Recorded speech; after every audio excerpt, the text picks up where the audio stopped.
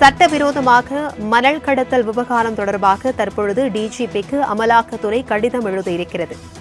அரசு அதிகாரிகளின் உடந்தையோடு தனியார் மணல் ஒப்பந்ததாரர்கள் மோசடியில் ஈடுபட்டு உள்ளனர் என்றும் அமலாக்கத்துறை தரப்பில் தற்பொழுது குற்றச்சாட்டு முன்வைக்கப்பட்டிருக்கிறது.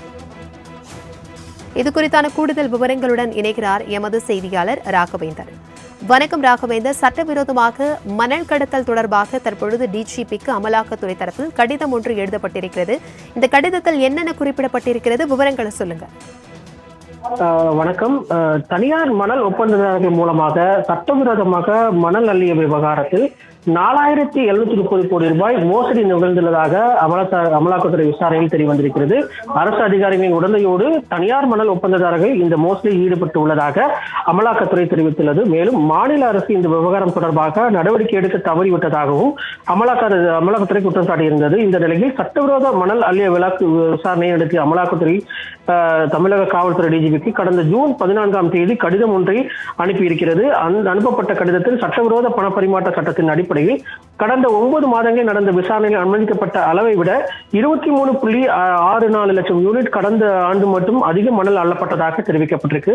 மேலும் பொதுப்பணித்துறை அனுமதி அளித்த இடத்தில் மணல் ஒப்பந்ததாரர்கள் ராட்சச இயந்திரங்களை வைத்து சட்டவிரோத மணல் அள்ளி உள்ளது தெரிய வந்திருக்கிறது. விசாரணையில் அனுமதிக்கப்பட்ட அளவை விட 4 மணல் குவாரிகளில் இருந்து ஒப்பந்ததாரர்கள் 30 முறைக்கு அதிகமாக மணல் அள்ளியதும் கண்டுபிடிக்கப்பட்டிருக்கிறது. குறிப்பாக அமலாக்கத்துறை அதிகாரிகள் மேற்கொண்ட 4 மணல் குவாரிகளில் 4.9 ஹெக்டேர் அளவு மட்டும் மணல் அள்ள அனுமதிக்கப்பட்டிருப்பதாகவும், ஆனால் 105 ஹெக்டேர் அளவிற்கு மணல் அள்ளப்பட்டிருப்பதாகவும் அமலாக்கத்துறை கடிதத்தில் தெரிவித்திருக்கிறது. அனுமதிக்கப்பட்ட இடத்திற்கு அருகிலேயே மணல் அள்ளப்பட்டிருப்பதாகவும், எவ்வளவு ஆழத்திற்கு அள்ளப்பட்டுள்ளது என்பது குறித்தும் கடிதத்தில் தெரிவிக்கப்பட்டிருக்கிறது.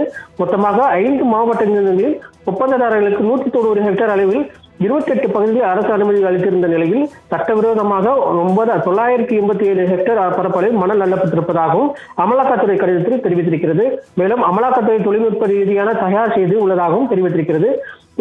UAE சொல்யூஷன் என்ற இந்த நிறுவனம் இதை தயாரித்திருப்பதாகவும், இந்த நிறுவனம் IIT கான்பூர் நிபுணர்களுடன் இணைந்து தொழில்நுட்ப ரீதியாக ஆய்வு மேற்கொண்டுள்ளது. இந்த நிறுவனம் தெளிவான சேட்டலைட் புகைப்படங்களை வைத்து மணல் அள்ளப்பட்டதற்கு முன்பாகவும் சட்டவிரோதமாக மணல் அள்ளப்பட்ட பின்பும் எவ்வாறு இருந்தது என்பதை குறித்து ஆய்வு செய்து அறிக்கையாக சமர்ப்பித்திருப்பதாக தெரிவிக்கப்பட்டிருக்கு.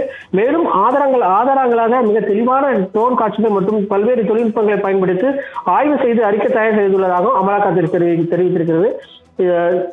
GPS கருவிகள் கொண்டு ஆய்வு மேற்கொண்டதில் 273 மணல் இயந்திரங்களை பயன்படுத்தி கண்டுபிடிக்கப்பட்டது. கோபால்கோ என்ற நிறுவனத்தின் மூலமாக தமிழகத்தில் ஒப்பந்ததாரர்கள் விற்கப்பட்டதாகவும் தெரிவித்திருக்கிறது. எனவே இந்த அறிக்கையை உடனடியாக தமிழக டிஜிபி சமர்ப்பிக்க வேண்டும் என்று அந்த கடிதத்தில் எழுதப்பட்டிருப்பதாக தெரிவிக்கப்பட்டிருக்கு. தகவல்களுக்கு நன்றி ராகவேந்தர்.